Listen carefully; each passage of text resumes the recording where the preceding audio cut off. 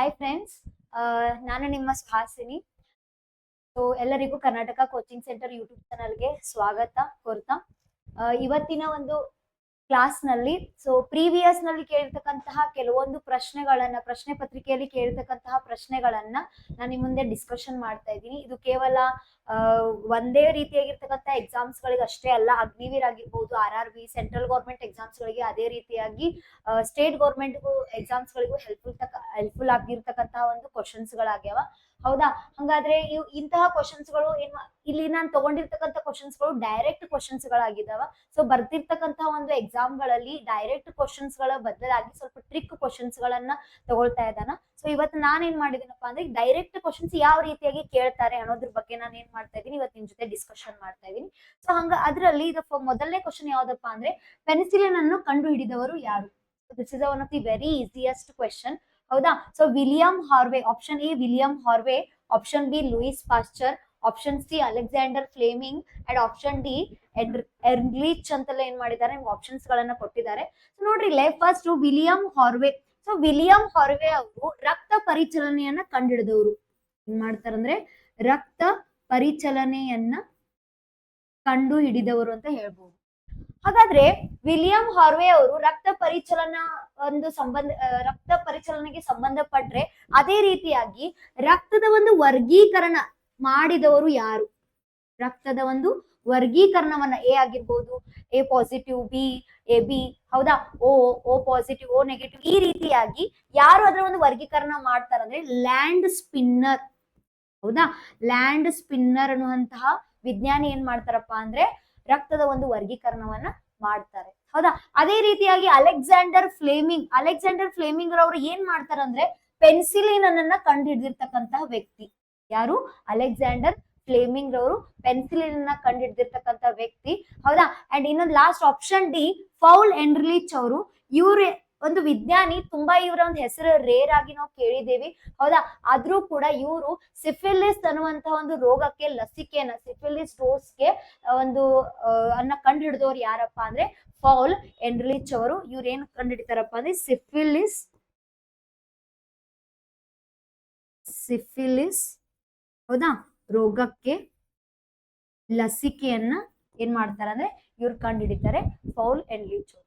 So ಯಾರಿಗಾದ್ರೂ ನೀವು note ಅನ್ನ ಮಾಡ್ಕೋಬೇಕಾಗಿತ್ತಂದ್ರೆ ನೀವ್ ಏನ್ ಮಾಡ್ಕೋಬಹುದು, ಇದನ್ನ ನೋಟ್ ಮಾಡ್ಕೋಬಹುದು. ಹೌದಾ? ಸೊ ಪೆನ್ಸಿಲಿನ್ ಕಂಡು ಹಿಡಿದವ್ರು. ಹಂಗಾದ್ರೆ ನಿಮ್ದು ಇವತ್ತಿನ ಪ್ರಶ್ನೆ ಒಂದು ಆನ್ಸರ್ ನಮ್ಗೆ ಯಾವ್ದಾಗತ್ತೆ? ಅಲೆಕ್ಸಾಂಡರ್ ಫ್ಲೇಮಿಂಗ್ ಅಂತ ಏನಾಗತ್ತೆ ನಮ್ಮ ಆನ್ಸರ್ ಆಗ್ತದೆ. ಸೊ ನೆಕ್ಸ್ಟ್ ಕ್ವಶನ್ ನೋಡ್ರಿ, which of the following is abiotic component of an ecosystem? ಈ ಕೆಳಗಿನವುಗಳಲ್ಲಿ ಯಾವುದು ಪರಿಸರ ವ್ಯವಸ್ಥೆಯ ಜೈವಿಕ ಅಂಶವಾಗಿದೆ? ನೋಡ್ರಿ, ಫಸ್ಟ್ ಜೈವಿಕ ಅಂಶ, ಪರಿಸರ ವ್ಯವಸ್ಥೆಯಲ್ಲಿ ಜೈವಿಕ ಅಂಶ ಅಂದ್ರೆ ಏನು? ನಿಮಗೆ ಆ ಜೈವಿಕ ಅಂಶ, ಪರಿಸರ ವ್ಯವಸ್ಥೆಯಲ್ಲಿ ಜೈವಿಕ ಅಂಶ ಮತ್ತು ಅಜೈವಿಕ ಅಂಶದ ಬಗ್ಗೆ ಗೊತ್ತಾದ್ರೆ ನೀವೇ ಇದನ್ನ ಆನ್ಸರ್ ಮಾಡ್ತೀರಿ. ಸೊ ಹೌದಾ? ಅದಕ್ಕಿಂತ ಮುಂಚೆ ನಾವ್ ಏನ್ ಮಾಡೋಣಪ್ಪ ಅಂದ್ರೆ ಜೈವಿಕ ಅಂಶ ಅಂದ್ರೆ ಏನು, ಹೌದಾ, ಅಜೈವಿಕ ಅಂಶ ಅಂದ್ರೆ ಏನು? ನೋಡ್ರಿ, ಜೈವಿಕ ಅಂಶ ಅಂದ್ರೆ ಪರಿಸರ ವ್ಯವಸ್ಥೆಯಲ್ಲಿ ಬೆಳವಣಿಗೆಯನ್ನು ಹೊಂದೋದಕ್ಕೆ ನಾವು ಏನಂತ ಕರಿತೇವಿ? ಜೈವಿಕ ಅಂಶ ಅಂತ ಕರಿತೇವಿ. ಈಗ ಪ್ರಾಣಿಗಳ ತಗೊಳ್ರಿ, ಹೌದಾ, ಸಸ್ಯಗಳ ತಗೊಳ್ರಿ, ಹೌದಾ, ಜೀವಿಗಳನ್ನ ತಗೊಳ್ರಿ, ಹೌದಾ, ಮನುಷ್ಯರು ನಾವು ತಗೊಳ್ರಿ. ಹೌದಾ? ಸೊ ನಾವೆಲ್ಲ ಏನಾಗ್ತೀವಿ, ನಾವೆಲ್ಲರೂ ಕೂಡ ನಾವು ಬರೋದು ಎಲ್ಲಪ್ಪ ಅಂದ್ರೆ ಜೈವಿಕ ಅಂಶಕ್ಕೆ ಉದಾಹರಣೆಗಳ್ರಿ. ಸಸ್ಯಗಳು, ಹೌದಾ, ಪ್ರಾಣಿಗಳು, ಆಮೇಲೆ ಮನುಷ್ಯರು. ಹೌದಾ? ಅದಾದ ನಂತರ ನೆಕ್ಸ್ಟ್ ಅಜೈವಿಕ ಅಂದ್ರೆ ಏನ್ರಿ? ಬೆಳವಣಿಗೆ ಆಗೋದಿಲ್ಲ. ಸೊ ಯಾವ್ಯಾವ ರೀತಿಯಾಗಿ ಬೆಳವಣಿಗೆ ಆಗೋದಿಲ್ಲ? ಗಾಳಿ ತಗೊಳ್ರಿ, ಹೌದಾ, ಮಳೆ, ಹೌದಾ, ಖನಿಜಗಳು, ಇವೆಲ್ಲವೂ ಬೆಳವಣಿಗೆ ಹೊಂದದೇ ಇರೋದನ್ನ ನಾವ್ ಏನಂತ ಕರಿತೇವಿ? ಅಜೈವಿಕ ಅಂಶ ಅಂತ ಕರಿತೇವಿ. ಅಬಯೋಟಿಕ್. ಇದನ್ನ ನಾವ್ ಏನಂತ ಕರಿತೇವಿ? ಅಬಯೋಟಿಕ್. ಇದನ್ನ ನಾವ್ ಏನಂತ ಕರಿತೇವಿ? ಬಯೋಟಿಕ್ ಅಂತಲೇ ಕರಿತೇವಿ. ಹೌದಾ? ಹಂಗಾದ್ರೆ ನಾವು ಆಪ್ಷನ್ ನೋಡಿದಾಗ ನಿಮ್ಗೆ ಆಲ್ರೆಡಿ ಗೊತ್ತಾಗಿರ್ತದೆ. ಹೌದಾ? ವಿಂಡ್, ಗಾಳಿ, ಇದು ಯಾವ್ದು ಅಂಶ ಆಗತ್ರಿ? ಅಜೈವಿಕ ಅಂಶ ಆಗತ್ತೆ. ಹೌದಾ? ಮಳೆ ಅಜೈವಿಕ ಅಂಶ ಆಗತ್ತೆ. ಹೌದಾ? ನೆಕ್ಸ್ಟ್ ಹುಲ್ಲೇನ್ರಿ? ಬೆಳವಣಿಗೆ ಹೊಂದದೆ. ಸಸ್ಯಗಳು ಯಾವಾಗೂ ಏನಾಗ್ತದ್ರಿ? ಬೆಳವಣಿಗೆ ಹೊಂದದೆ. ಹೌದಾ? ಅದೇ ರೀತಿಯಾಗಿ ಸಸ್ಯಗಳಿಗೆ ಜೀವವಿದೆ. ಹೌದಾ? ಈ ಸ್ಟೇಟ್ಮೆಂಟ್ ಅನ್ನು ನೀಡಿದವರು ಯಾರು? ಸಸ್ಯಗಳಿಗೆ ಜೀವವಿದೆ ಅಂತ ಸ್ಟೇಟ್ಮೆಂಟ್ ನೀಡಿದವರು ಯಾರು? ಸರ್ ಜಗದೀಶ್ ಚಂದ್ರ ಬೋಸ್. ಇವ್ರು ಏನ್ ಮಾಡ್ತಾರಪ್ಪ ಅಂದ್ರೆ ಸಸ್ಯಗಳಿಗೆ ಜೀವವಿದೆ ಅಂತ ಏನ್ ಮಾಡ್ತಾರೆ, ಸ್ಟೇಟ್ಮೆಂಟ್ ಅನ್ನ ಮಾಡ್ತಾರೆ. ಹಂಗಾದ್ರೆ ಸಸ್ಯಗಳಿಗೆ ಜೀವವಿದೆ ಅಂದ್ರೆ ಹುಲ್ಲು ಅನ್ನೋದೊಂದು ಸಸ್ಯನ, ಹೌದಾ, ಒಂದ್ ರೀತಿಯಾಗಿರ್ತಕ್ಕಂಥ ಅದ್ರಲ್ಲಿನೂ ಬರ್ತದೆ, ಹೌದಾ. ಹಂಗಾದ್ರೆ ಹುಲ್ಲು ಅನ್ನೋದು ಏನಾಗ್ತದ್ರಿ, ಜೈವಿಕ, ಹೌದಾ, ಬಯೋಟಿಕ್ ಕಾಂಪೋನೆಂಟ್ ಅಂತೇಳಿ ನಾವು ಕರಿತೀವಿ. ಅದೇ ರೀತಿಯಾಗಿ ಖನಿಜಗಳು ಏನ್ ಮಾಡ್ತದೆ, ಅಜೈವಿಕ, ಹೌದಾ. ಈ ರೀತಿಯಾಗಿ ನಿಮ್ಗೆ ಏನ್ ಮಾಡ್ತಾರಪ್ಪ ಅಂದ್ರೆ ಕ್ವಶನ್ಸ್ ಗಳನ್ನ ಕೇಳ್ತಾರೆ. ಸೊ ನಾವ್ ಏನ್ ಮಾಡ್ಬೇಕು, ಫಸ್ಟ್ ಪ್ರಶ್ನೆಯನ್ನ ಅರ್ಥ ಮಾಡ್ಕೋಬೇಕು, ಏನ್ ಕೇಳಿದ್ದಾರೆ ಕ್ವಶನ್ ಅನ್ನ, ಹೌದಾ. ಸೊ ಜೈವಿಕ ಕೇಳಿದ್ದಾರೆ, ಇದೇ ಒಂದು ಪ್ರಶ್ನೆನ ನಿಮ್ಗೆ ಏನ್ ಕೇಳ್ಬೋದಿಲ್ಲ, ಅಜೈವಿಕ ಅಂತ ಕೊಡ್ಬೋದು, ಹೌದಾ. ಅಜೈವಿಕ ಅಂತ ಕೊಟ್ಟು ಎಲ್ಲ ಕಡೆ ನಿಮ್ಗೆ ಏನ್ ಮಾಡ್ತಾರ, ಇಲ್ಲಿ ಫಾರ್ ಎಕ್ಸಾಂಪಲ್ ಸಸ್ಯ ಕೊಡ್ತಾನ, ಹೌದಾ, ಆಮೇಲೆ ಇಲ್ಲೇ ಪ್ರಾಣಿ ಕೊಡ್ತಾನ, ಇಲ್ಲೇ ಮನುಷ್ಯರು ಕೊಡ್ತಾರ, ಹೌದಾ. ಈ ಒಂದು ಪ್ಲೇಸ್ ನಾಗ ಏನೋ ಗಾಳಿ ಅಂತ ಕೊಡ್ತಾನ, ಹಂಗಾದ್ರೆ ಇಲ್ಲಿ ಆಪ್ಷನ್ ಏನಾಗ್ತದೆ, ಗಾಳಿ ಆಗ್ತದೆ. ಯಾಕಂದ್ರೆ ಗಾಳಿ ಅನ್ನೋದೇನ್ರಿ ಅಬಯೋಟಿಕ್ ಕಾಂಪೋನೆಂಟ್, ಹೌದಾ, ಅಜೈವಿಕ ಅಂಶ ಅಂತ ಕರಿತೇವಿ. ಸೊ ಈ ತರ ಕ್ವಶನ್ಸ್ ಬಂದಾಗ ಒಂದ್ಸಲ ನಿಮ್ ಒಂದು ಎಕ್ಸಾಮ್ ಒಳಗಡೆ ನಿಮ್ಗೆ ಜೈವಿಕ ಅಂತ ಕೇಳಿದ್ರೆ ಮತ್ತೊಂದು ಎಕ್ಸಾಂಪಲ್ ಒಳಗೆ ನಿಮ್ಗೆ ಅಜೈವಿಕ ಅಂತ ಕೇಳಿರ್ತಾನೆ, ಹೌದಾ. ಒಂದೊಂದ್ಸಲ ನೀವು ಪ್ರೈಮರಿ ಒಳಗೆ ಕೇಳ್ತಾರೆ ಪ್ರಾಥಮಿಕ ಜೀವಿಗಳು, ಹೌದಾ, ದ್ವಿತೀಯ ಜೀವಿಗಳು, ಹೌದಾ, ಟರ್ಷರಿ ಅನಿಮಲ್ಸ್ ಬಗ್ಗೆ ಕೇಳ್ತಾರೆ. ಸೊ ಇಕೋಸಿಸ್ಟಮ್ ಅಂತ ಬಂದಾಗ ಈ ರೀತಿಯ ಪ್ರಶ್ನೆಗಳನ್ನ ಕೇಳ್ತಕ್ಕಂತ ಒಂದು ಸಾಧ್ಯತೆಗಳು ಬಹಳಷ್ಟಿದೆ, ಹೌದಾ. ಹಂಗಾದ್ರೆ ನಮ್ಮ ನೆಕ್ಸ್ಟ್ ಕ್ವಶನ್ ನೋಡ್ರಿ, ವೇಗೋತ್ಕರ್ಷದ ಘಟಕ, SI ಯೂನಿಟ್ ಆಫ್ ಎಕ್ಸಲರೇಷನ್ ಅಂತೆಲ್ಲ ಕೇಳಿದಾರ. ನೋಡ್ರಿ SI ಯೂನಿಟ್ಗಳ ಬಗ್ಗೆ ಆಲ್ಮೋಸ್ಟ್ ಆಲ್ ಎಕ್ಸಾಮ್ಸ್ ಒಳಗಡೆ ಒಂದರ ಕ್ವಶನ್ ಬೀಳ್ತಿರ್ತದೆ, ಅದು ಒಂದರ ಕ್ವಶನ್ ಇರ್ಲಿಕ್ಕೆ ಬೇಕು, ಹೌದಾ. ಹಂಗಾದ್ರೆ ವೇಗೋತ್ಕರ್ಷದ ಘಟಕ ಏನಂತ ಕೇಳಿದಾರೆ ನೋಡ್ರಿ, ನ್ಯೂಟನ್ ಮೀಟರ್ ಸ್ಕ್ವೇರ್. ಆಕ್ಚುಲಿ ಇದು ನ್ಯೂಟನ್ ಪರ್ ಆಗ್ಬೇಕು, ಹೌದಾ. ನ್ಯೂಟನ್ ಪರ್ ಮೀಟರ್ ಸ್ಕ್ವೇರ್ ಅನ್ನೋದು ಯಾವ್ದಪ್ಪ ಅಂದ್ರೆ ಯಾವ್ದ್ರೊಂದು SI ಏಕಮಾನ, ಪ್ರೆಷರ್ ಒಂದು SI ಏಕಮಾನ, ಹೌದಾ. ಅದೇ ರೀತಿಯಾಗಿ ಮತ್ತೊಂದು ನ್ಯೂಟನ್ ಮೀಟರ್ ಸ್ಕ್ವೇರ್, ಅದೇ ರೀತಿ ಪ್ರೆಷರ್ ಏಕಮಾನ ನ್ಯೂಟನ್ ಮೀಟರ್ ಸ್ಕ್ವೇರ್, ಅದೇ ಇನ್ನೊಂದು ಪಾಸ್ಕಲ್ ಅಂತಲೂ ಕೂಡ ಕರಿತೇವಿ. ಏನಂತ ಕರಿತೇವಿ, ಪಾಸ್ಕಲ್ ಅಂತಲೂ ಕೂಡ ಕರಿತೇವಿ. ಹಾಗಾದ್ರೆ 1 ಪಾಸ್ಕಲ್ ಅಂದ್ರೆ ಎಷ್ಟಪ್ಪ ಅಂದ್ರೆ 1 ನ್ಯೂಟನ್ ಪರ್ ಮೀಟರ್ ಸ್ಕ್ವೇರ್ ಅಂತ ಕರಿತೇವಿ. ಏನಂತ ಕರಿತೇವಿ, 1 ನ್ಯೂಟನ್ ಮೀಟರ್ ಪರ್ ಸ್ಕ್ವೇರ್ ಅಂತ ಕರಿತೀವಿ. ಹಂಗಾದ್ರೆ ನ್ಯೂಟನ್ ಮೀಟರ್ ಅಂದ್ರೆ ಏನು, ಇದು ಯಾವ್ದಾರ ಒಂದು SI ಏಕಮಾನ ಅಂತ ಕರಿತೀವಿ. ಇದು ಟಾರ್ಕ್ ನ ಒಂದು SI ಏಕಮಾನ, ಯಾವ್ದ್ರಿ, ನ್ಯೂಟನ್ ಮೀಟರ್ ಅಂತ ಕರಿತೇವಿ. ಏನಂತ, ಯಾವ್ದು, ನ್ಯೂಟನ್ ಮೀಟರ್ ಅನ್ನೋದು ಟಾರ್ಕ್ ನ ಒಂದು SI ಏಕಮಾನ. ಅದಾದ ನಂತರ ಮೀಟರ್ ಪರ್ ಸೆಕೆಂಡ್ ಸ್ಕ್ವೇರ್, ನಾವ್ ಇದನ್ನ ಏನಂತ ಕರಿತೇವಿ, ಈ ಮೀಟರ್ ಪರ್ ಸೆಕೆಂಡ್ ಸ್ಕ್ವೇರ್ ಅಂತ ಕರಿತೀವಿ, ಹೌದಾ. So newton metre per second square ಅನ್ನೋದು ಎಕ್ಸಲರೇಷನ್ ನ ಒಂದು SI ಏಕಮಾನ ಅಂತ ಕರಿತೀವಿ, ಹೌದಾ. ಯಾವ್ದಾರ ಒಂದು SI ಏಕಮಾನ, ಎಕ್ಸಲರೇಷನ್ ನ ಒಂದು SI ಏಕಮಾನ. ಇನ್ನು ಕೊನೆಗೆ ಉಳಿದಿದ್ ಯಾವ್ದಪ್ಪ ಅಂದ್ರೆ metre per second. Metre per second ಯಾವ್ದಾರ ಒಂದು SI ಏಕಮಾನ ಅಂದ್ರೆ ಸ್ಪೀಡು, ಮೀನ್ ಜವ, ಹೌದಾ. ಸೊ ಯಾವ್ದಾರ ಒಂದು SI ಏಕಮಾನ, ಜವದ ಒಂದು SI ಏಕಮಾನ ಅಂತ ನಾವು ಯಾವ್ದನ್ನ ಕರಿತೇವಿ, ಮೀಟರ್ ಪರ್ ಸೆಕೆಂಡ್ ಅನ್ನ ನಾವು ಕರಿತೇವೆ, ಹೌದಾ. ಸೊ ಈ ರೀತಿಯಾಗಿ ನೀವ್ ಏನ್ ಮಾಡ್ಬೇಕಪ್ಪ ಅಂದ್ರೆ SI ಯೂನಿಟ್ ಗಳನ್ನ ಬಹಳಷ್ಟು ಸಾರಿ ಕೇಳ್ತಕ್ಕಂತಹ ಒಂದು ಪ್ರಶ್ನೆ. ಒಂದ್ಸತ ಕೆಲಸದ ಕೇಳ್ತಾರೆ, ಶಕ್ತಿ ಏಕಮಾನ ಕೇಳ್ತಾರೆ, ಹೌದಾ. ಕೆಲಸದ ಏಕಮಾನ ಜೌಲ್ ಅಂತ ಕರಿತೀವಿ, ಶಕ್ತಿ ಏಕಮಾನ ಕೂಡ ಜೌಲ್ ಅಂತ ಕರಿತೀವಿ.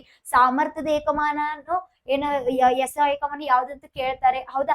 ಎಷ್ಟೋ ಜನ ಸ್ಟೂಡೆಂಟ್ಸ್ ಗಳು ನೀವ್ ಏನ್ ಮಾಡ್ತೀರಿ, ಕನ್ಫ್ಯೂಷನ್ ಮಾಡ್ಕೋತೀರಿ. ಕೆಲಸದ ಏಕಮಾನನು ಜೌಲನೆ ಇದೆ ರೀ, ಶಕ್ತಿ ಏಕಮಾನನು ಜೌಲನೆ ಇದೆ, ಹಂಗಾದ್ರೆ ಸಾಮರ್ಥ್ಯದ ಏಕಮಾನನು ಜೌಲೆ ಅಲ್ಲ, ಸಾಮರ್ಥ್ಯದ ಏಕಮಾನ ವ್ಯಾಟ್. ಯಾವುದು, ಸಾಮರ್ಥ್ಯದ ಏಕಮಾನ ವ್ಯಾಟ್ ಅಂತೆಲ್ಲ ಕರಿತೇವೆ, ಹೌದಾ. ಸೊ ಈ ರೀತಿಯಾಗಿ ಬಾರಿ ಕೇಳ್ತಕ್ಕಂತಹ ಒಂದು ಪ್ರಶ್ನೆಗಳು ಏನದಾವ, ಅದ್ರ ಕಡೆ ನೀವ್ ಏನ್ ಮಾಡ್ಬೇಕಾಗ್ತದೆ, ಗಮನ ಹರಿಸ್ಬೇಕಾಗ್ತದೆ. ಇನ್ನು ನೆಕ್ಸ್ಟ್ ಕ್ವಶನ್, ಆಮ್ಲಜನಕವನ್ನು ಕಂಡು ಹಿಡಿದವರು ಯಾರು. ಇದು ಎಷ್ಟೋ ಬಾರಿ ಕೇಳ್ತಕ್ಕಂಥ ಕ್ವಶನ್, ಅದು ಎಷ್ಟೋ ಸ್ಟೂಡೆಂಟ್ಸ್ ಗಳಿಗೆ ಇದು ಗೊತ್ತಿಲ್ಲ, ಹೌದಾ. ಆಮ್ಲಜನಕವನ್ನ ಕಂಡು ಹಿಡಿದವರು ಯಾರು. ನೋಡ್ರಿ ಆಮ್ಲಜನಕ, ನೋಡ್ರಿ ನಮ್ಮ ಒಂದು ನಮಗೆ ಎಷ್ಟು ಆಮ್ಲಜನಕ ಇಂಪಾರ್ಟೆಂಟ್ ಅದನ್ನ ನಿಮಗೂ ಗೊತ್ತಿದೆ, ಹೌದಾ. ಹಿಂಗ ಕ್ವಶನ್ಸ್ ಇದೆ, ಆಮ್ಲಜನಕವನ್ನು ಕಂಡು ಹಿಡಿದವರು ಯಾರು, ಹೌದಾ. ಆಪ್ಷನ್ ಎ ಆಲ್ಬರ್ಟ್ ಐನ್ಸ್ಟೈನ್ ಅಂತ ಕೊಟ್ಟಿದ್ದಾರೆ, ಜಾನ್ ಎಂಬೂರೆ ಅಂತ ಕೊಟ್ಟಿದ್ದಾರೆ, ಗ್ರಹಾಂ ಬೆಲ್ ಅಂತ ಕೊಟ್ಟಿದ್ದಾರೆ, ಜೋಸೆಫ್ ಪ್ರಿಸ್ಲೆ ಅಂತ ಕೊಟ್ಟಿದ್ದಾರೆ, ಹೌದಾ. ಸೊ ನೆಕ್ಸ್ಟ್ ನೋಡ್ರಿ ಇಲ್ಲೇ ಆಲ್ಬರ್ಟ್ ಐನ್ಸ್ಟೈನ್ ರವರು ಸಾಪೇಕ್ಷ ಸಿದ್ಧಾಂತವನ್ನ ಮಂಡಿಸಿರ್ತಕ್ಕಂತಹ ವಿಜ್ಞಾನಿ. ಯಾವುದು, ಸಾಪೇಕ್ಷ ಸಿದ್ಧಾಂತ.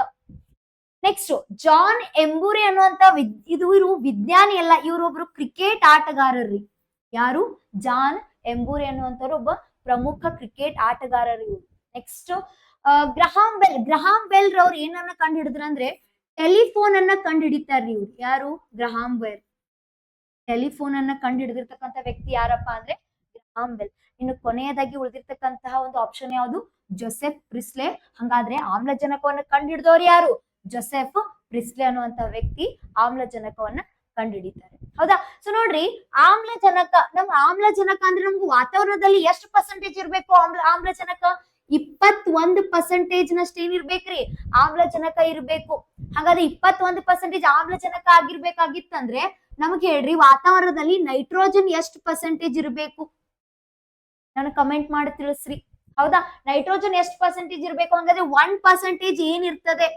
ನೈಟ್ರೋಜನ್ ಎಷ್ಟು ಪರ್ಸೆಂಟೇಜ್ ಇರ್ತದೆ? ಹೌದಾ? 1% ಏನಿರ್ತದೆ? ಸೊ ಇದನ್ನ ಕಮೆಂಟ್ ಸೆಕ್ಷನ್ ಅಲ್ಲಿ ನನಗೆ ತಿಳಿಸ್ರಿ. ಸೊ ಆಮ್ಲಜನಕ ಎಷ್ಟು ಪರ್ಸೆಂಟೇಜ್ ಇರ್ತದೆ? 21% ಆಮ್ಲಜನಕ ಇರ್ತದೆ.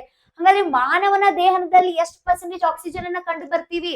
65% ನಷ್ಟು ಏನಾಗ್ತಿದ? ಆಕ್ಸಿಜನ್ ಅನ್ನ ಕಂಡು ಬರ್ತೀವಿ. ಎಷ್ಟು? ಮಾನವನ ದೇಹದಲ್ಲಿ 65% ಅಷ್ಟು ಆಮ್ಲಜನಕವನ್ನ ನಾವ್ ಏನ್ ಮಾಡ್ತೀವಿ? ಕಂಡು ಬರ್ತೀವಿ. ಅದಾದ ನಂತರ ನೆಕ್ಸ್ಟ್, ಭೂತೊಗಟೆಯಲ್ಲಿ ಹೇರಳವಾಗಿ ಸಿಗೋದ್ರಿ. ಭೂತೊಗಟೆಯಲ್ಲಿ ಹೇರಳವಾಗಿ ಸಿಗ್ತಕ್ಕಂಥದ್ದು ಯಾವುದು? ಆಮ್ಲಜನಕ ಅನಿಲ ಅಂತ ಕರಿತೇವಿ. ಭೂತೊಗಟೆಯಲ್ಲಿ ಹೇರಳವಾಗಿ ಸಿಗ್ತಕ್ಕಂತಹ ಒಂದು ಅನಿಲ ಯಾವ್ದಪ್ಪ ಅಂದ್ರೆ ಆಮ್ಲಜನಕ ಅಂತಲೇ ಕರಿತೇವಿ. ಸೊ ನೋಡ್ರಿ, ಒಂದು ಕ್ವಶನ್ ಒಳಗಡೆ ನಾವು ಎಷ್ಟು ರೀತಿಯಾಗಿರ್ತಕ್ಕಂಥದನ್ನ ಕಲಿತೇವಿ. ಹೌದಾ? ಇರೋದು ಒಂದೇ ಕ್ವಶನ್, ಆದ್ರೆ ಪ್ರತಿಯೊಂದು ಆಪ್ಷನ್ ಅನ್ನ ನೋಡಿದಾಗ ಸೊ ನಾವು ಬಹಳಷ್ಟು ಒಂದು ಪ್ರಶ್ನೆಗಳಿಗೆ ನಾವು ಉತ್ತರಗಳನ್ನ ನಾವ್ ಇಲ್ಲಿ ಏನ್ ಮಾಡ್ತೀವಿ? ನೋಡ್ಕೊಂಡು. ಹೌದಾ? ಸೊ ಅದೇ ರೀತಿಯಾಗಿ ನೀವು ಎಷ್ಟು ಪರ್ಸೆಂಟೇಜ್ ವಾತಾವರಣದಲ್ಲಿ ನೈಟ್ರೋಜನ್ ಎಷ್ಟು ಪರ್ಸೆಂಟೇಜ್ ಇರ್ತದೆ? ಹೌದಾ? ಆಮ್ಲಜನಕ ಎಷ್ಟು ಪರ್ಸೆಂಟೇಜ್ ಇರ್ತದೆ? ಹಾಗಾದ್ರೆ 1% ಏನಿರ್ತದೆ? ಸೊ ಇದ್ರ ಬಗ್ಗೆ ಬಹಳಷ್ಟು ಸಾರಿ ಕ್ವಶನ್ಸ್ ಗಳನ್ನ ಕೇಳಿದುಂಟು. ಸೊ ಅದನ್ನ ನೀವ್ ಏನ್ ಮಾಡ್ಬೇಕಂದ್ರೆ, ನೈಟ್ರೋಜನ್ ಎಷ್ಟಿದೆ, ಹೌದಾ, ಆಮೇಲೆ ಆಕ್ಸಿಜನ್ ಆಲ್ರೆಡಿ ನಾನು ನಿಮ್ಗೆ ಹೇಳಿದೆ 21% ಅಂತಲೇ. ಹಾಗಾದ್ರೆ ಇನ್ನು 1% ಏನು ಅನ್ನೋದ್ರ ಬಗ್ಗೆ ನೀವ್ ಏನ್ ಮಾಡ್ಬೇಕಂದ್ರೆ ನನಗೆ ಕಾಮೆಂಟ್ ಸೆಕ್ಷನ್ ಅಲ್ಲಿ ತಿಳಿಸ್ಬೇಕು. ಸೊ ನೆಕ್ಸ್ಟ್ ಕ್ವಶನ್, ಮಾನವ ಕೆಂಪು ರಕ್ತ ಕಣಗಳ ಸರಾಸರಿ ಜೀವಿತಾವಧಿ, the average life span of human in red blood cells. ಬಹಳ ಈಸಿ ಆಗಿರ್ತಕ್ಕಂಥ ಕ್ವಶನ್, ಯಾಕಂದ್ರೆ PSI ಗಳಿಗೆ ಕೇಳ್ತಕ್ಕಂತಹ ಒಂದು ಪ್ರಮುಖ ಪ್ರಶ್ನೆ. ಹೌದಾ? ರೆಡ್ ಬ್ಲಡ್ ಸೆಲ್ಸ್ ಆಗಿರ್ಬೋದು. ಒಂದ್ಸತ ರೆಡ್ ಬ್ಲಡ್ ಸೆಲ್ಸ್ ಕೇಳಿದ್ರೆ ಮತ್ತೊಂದ್ಸತ ಏನ್ ಕೇಳ್ತಾನ? ವೈಟ್ ಬ್ಲಡ್ ಸೆಲ್ಸ್ ಬಗ್ಗೆ ಕೇಳ್ತಾನ. ಒಂದ್ಸತಿ ಮತ್ತೆ ವೈಟ್ ಬ್ಲಡ್ ಸೆಲ್ಸ್ ಬಗ್ಗೆ ಕೇಳಿದ್ರೆ ಮತ್ತೊಂದ್ಸತಿ ಕಿರುತಟ್ಟೆಗಳ ಬಗ್ಗೆ ಕೇಳ್ತಾನ, ಪ್ಲಾಸ್ಮಾಗಳು. ಇವೆಲ್ಲ ಏನಪ್ಪಾ ಅಂದ್ರೆ ರಕ್ತದ ಗುಂಪುಗಳು ರೀ. ಹೌದಾ? ಸೊ ಇವತ್ತಿನ ಒಂದು ನಮ್ಮ ಪ್ರಶ್ನೆ ಏನಿದೆಯಪ್ಪ ಅಂದ್ರೆ, ಮಾನವ ಕೆಂಪು ರಕ್ತ ಕಣಗಳ ಸರಾಸರಿ ಜೀವಿತಾವಧಿ, life span of red blood cells ಅಂತ ಕರಿತೇವೆ ನಾವು. ಹೌದಾ? ಸೊ ಏನ್ ಕೊಟ್ಟಿದ್ದಾರೆ? Option A 40 days, option B 80 days, option C 120 days, option D 160 days ಅಂತ ಕರಿತೀವಿ. ಹೌದಾ? ನೋಡ್ರಿ ಇಲ್ಲೇ ರೆಡ್ ಬ್ಲಡ್ ಸೆಲ್ಸ್, ಹೌದಾ, RBC ಅಂತ ನಾವು ಇದನ್ನ ನಾವು ಕರಿತೇವಿ. ರೆಡ್ ಬ್ಲಡ್ ಸೆಲ್ಸ್ ನ ಒಂದು ಜೀವಿತಾವಧಿ ಎಷ್ಟಪ್ಪ ಅಂದ್ರೆ 100 ರಿಂದ 120 ದಿನ. ಎಷ್ಟ್ರಿ? 100 ರಿಂದ 120 ದಿನ. ಹಂಗಾದ್ರೆ ನಮಗ್ ರೆಡ್ ಬ್ಲಡ್ ಸೆಲ್ಸ್ ಬಗ್ಗೆ ಅರ್ಥ ಆಯ್ತು. ಹಂಗಾದ್ರೆ WBC ವೈಟ್ ಬ್ಲಡ್ ಸೆಲ್ಸ್ ಅಂದ್ರೆ ಎಷ್ಟು?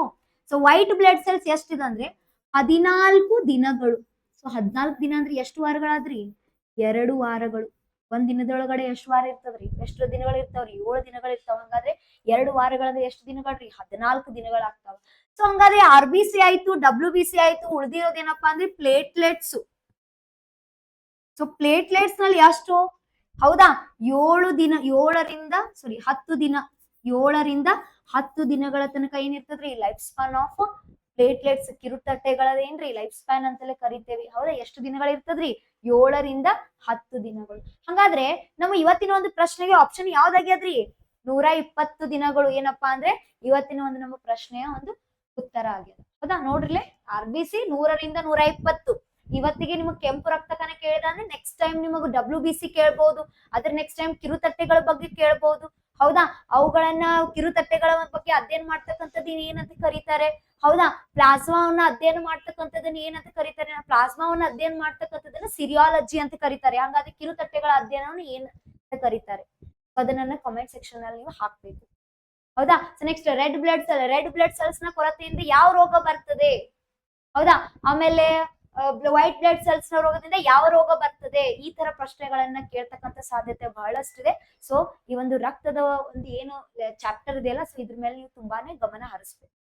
ಹೌದಾ? ಸೊ ನೆಕ್ಸ್ಟ್ ಕ್ವಶನ್, ಜೀವಕೋಶವನ್ನ ಕಂಡು ಹಿಡಿದವರು ಯಾರು? ಇದು ನಮ್ಮ ಹೈಸ್ಕೂಲ್ ಕ್ವಶನ್ ರೀ ಆಕ್ಚುಲಿ. ಹೌದಾ. ಸೊ ಹೈಸ್ಕೂಲ್ ಕ್ವಶನ್ ಅಂದಾಗ ಇದು ಕಾಂಪಿಟೇಟಿವ್ ನಲ್ಲಿನೂ ಕೂಡ ಬಂದಿರ್ತಕ್ಕಂತಹ ಕ್ವಶನ್ನೇ. ಹೌದಾ. ಸೊ ನೋಡ್ರಿ ಇಲ್ಲಿ Theodor Schwann, option A Theodor Schwann, option B Matthias Schleiden, option C Robert Hooke and option D Rudolf Virchow. ನೋಡ್ರಿ ಇವನ್ ಆಪ್ಷನ್ಸ್ ಕೂಡ ಅಷ್ಟೇ ಇಂಪಾರ್ಟೆಂಟ್ ಆಗಿದಾವ. ಯಾಕಂದ್ರೆ ಥಿಯೋಡರ್ ಶ್ವಾನ್ ಮತ್ತು ಮ್ಯಾಥಿಯಸ್ ಕ್ಲಿಡೆನ್ ಇವ್ರು ಏನಪ್ಪಾ ಅಂದ್ರೆ ಕೋಶ ಸಿದ್ಧಾಂತವನ್ನ ಮಂಡಿಸಿದವ್ರಿ. ಏನು ಕೋಶ ಸಿದ್ಧಾಂತವನ್ನ ಮಂಡಿಸಿದವರು ಯಾರು? ಥಿಯೋಡರ್ ಶ್ವಾನ್ ಮತ್ತು ಮ್ಯಾಥಿಯಸ್ ಕ್ಲಿಡೆನ್ ಅಂತಲೇ ಕರಿತೇವೆ. ಇವರಿಬ್ರು ಏನ್ ಮಾಡ್ತಾರಪ್ಪ ಅಂದ್ರೆ ಕೋಶ ಸಿದ್ಧಾಂತವನ್ನ ಮಂಡಿಸ್ತಾರೆ. ಹೌದಾ. ಹಾಗಾದ್ರೆ ಕೋಶವನ್ನ ಕಂಡು ಹಿಡಿದವ್ರು ಯಾರು? ಅವ್ರು ಕೇಳ್ತಕ್ಕಂಥ ಕ್ವಶನ್ ನಮ್ಗೇನು, ಜೀವಕೋಶವನ್ನ ಕಂಡು ಹಿಡಿದವ್ರು ಯಾರು?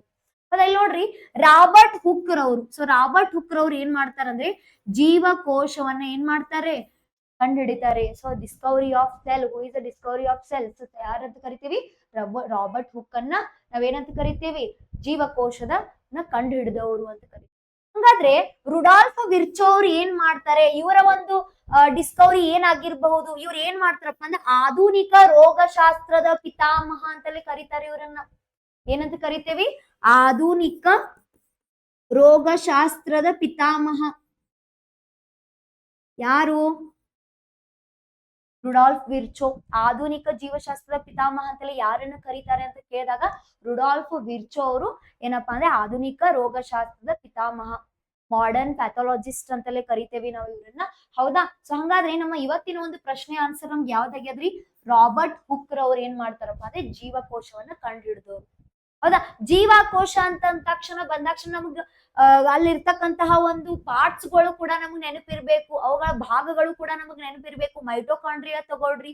ಹೌದಾ. ಅದಾದ ನಂತರ ಲೈಸೋಸೋಮ್ ಅನ್ನ ತಗೊಳ್ರಿ, ಗಾಲ್ಗಿ ಸಂಕೀರ್ಣವನ್ನ ತಗೊಳ್ರಿ, ನ್ಯೂಕ್ಲಿಯಸ್ ಅನ್ನ ತಗೊಳ್ರಿ, ಕ್ಲೋರೋಪ್ಲಾಸ್ಟ್ ಅನ್ನ ತಗೊಳ್ರಿ.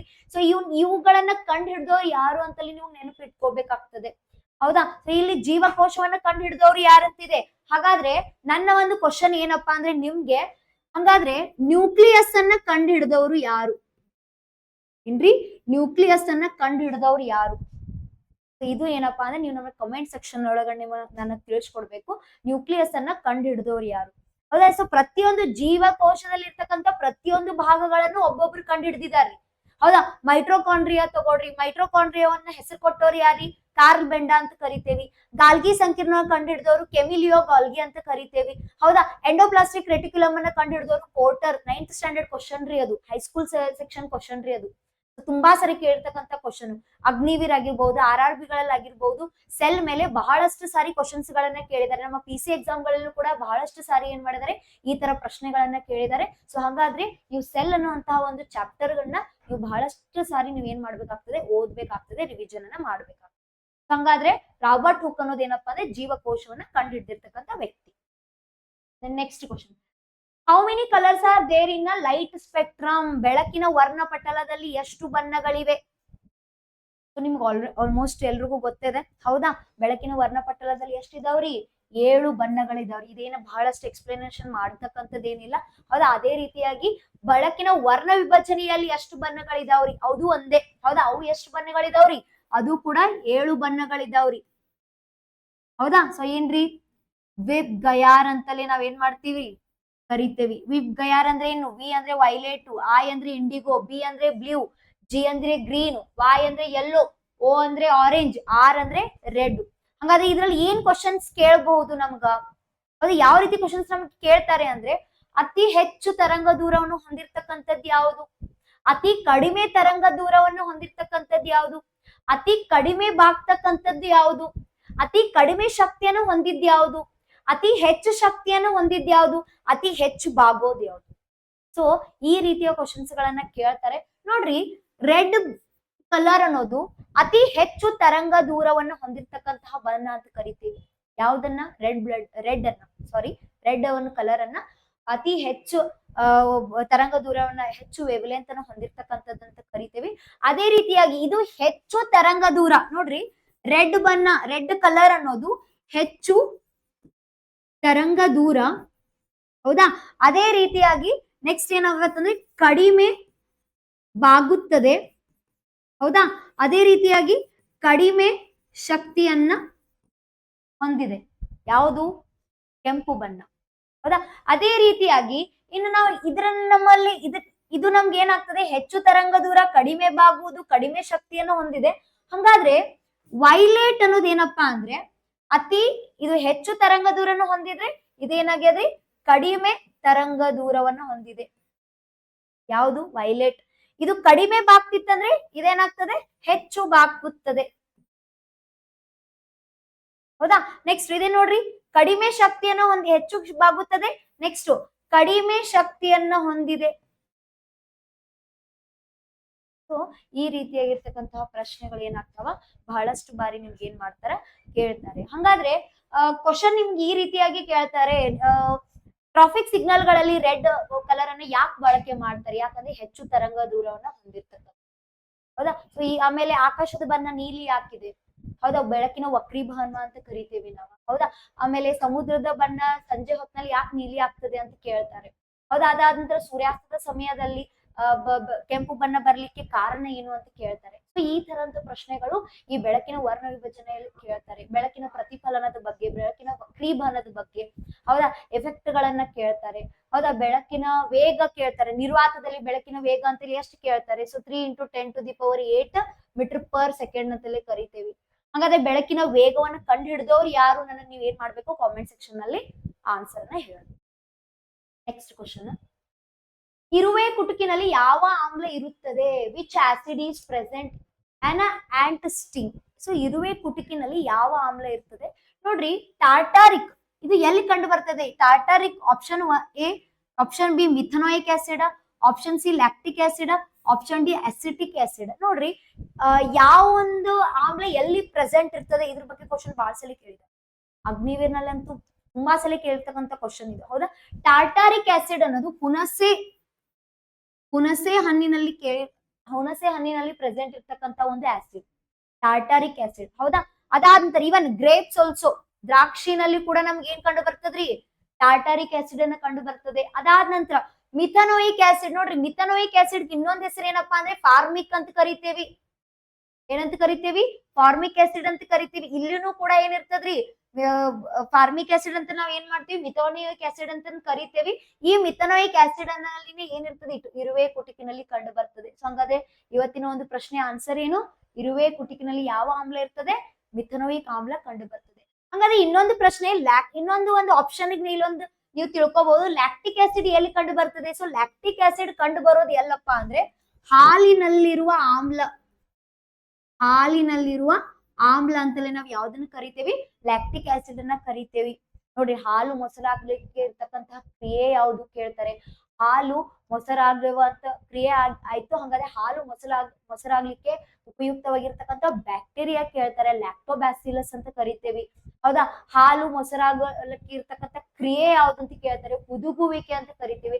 ಹಾಲಿನಲ್ಲಿರುವ ಗ್ಲೂಕೋಸ್ ಯಾವ್ದು ಅಂತ ಕರಿತೀವಿ, ಲ್ಯಾಕ್ಟೋಸ್ ಅಂತ ಕರಿತೀವಿ.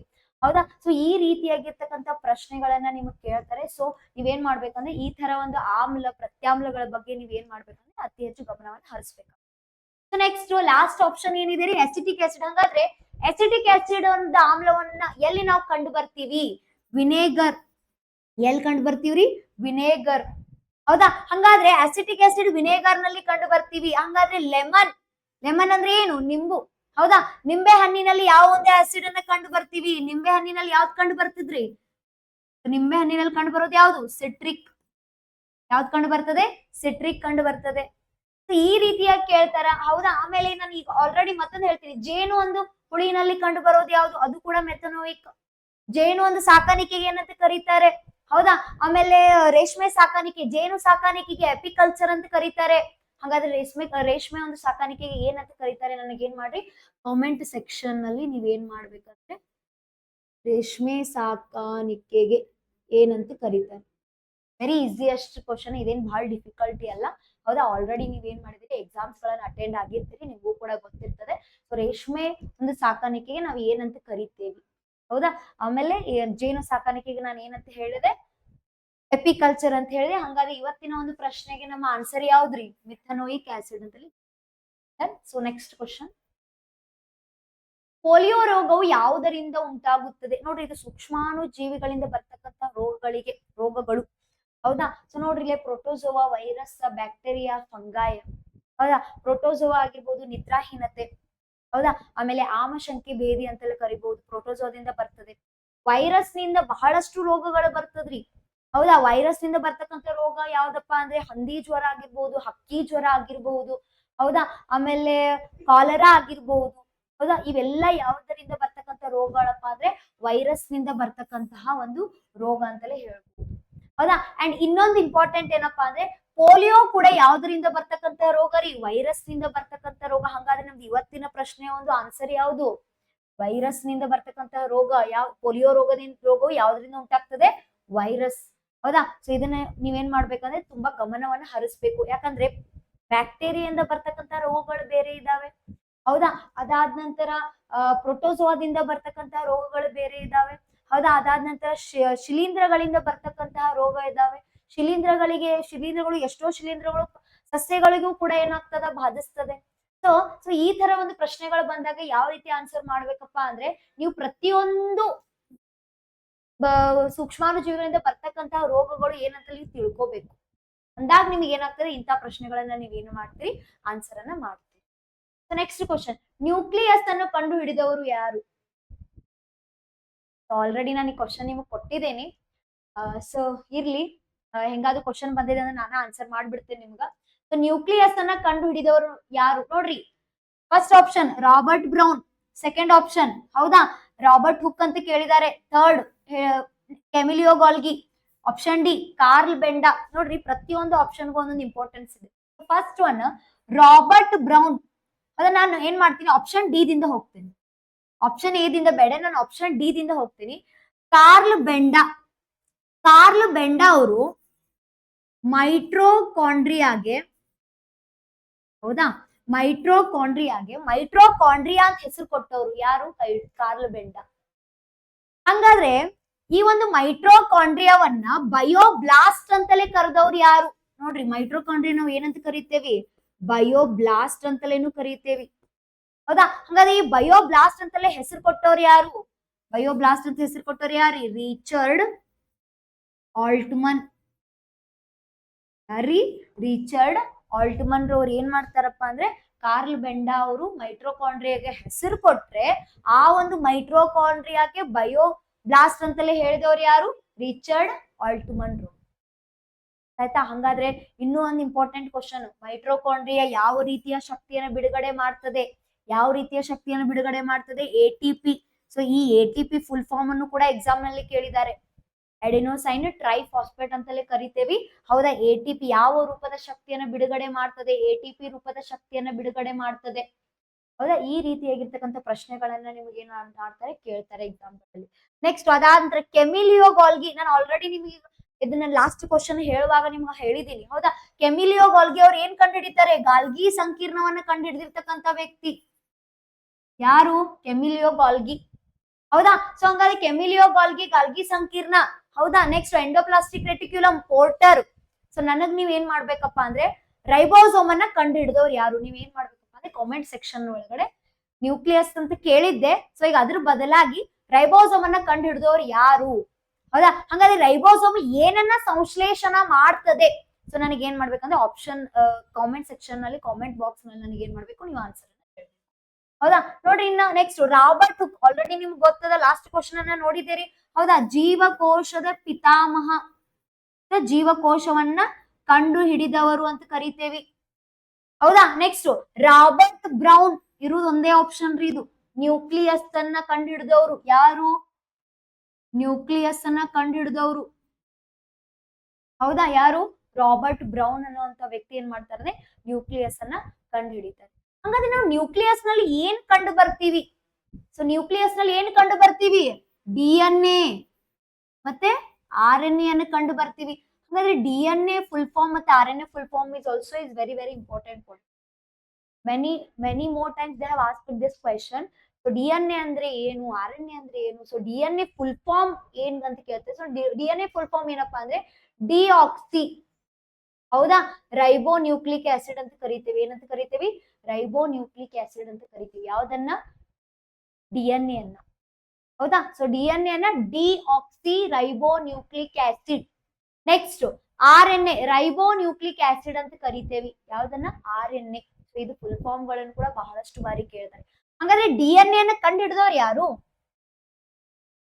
ಹೌದಾ? ಸೊ DNA ನ ಕಂಡು ಹಿಡಿದವ್ರು ಯಾರ್ರಿ?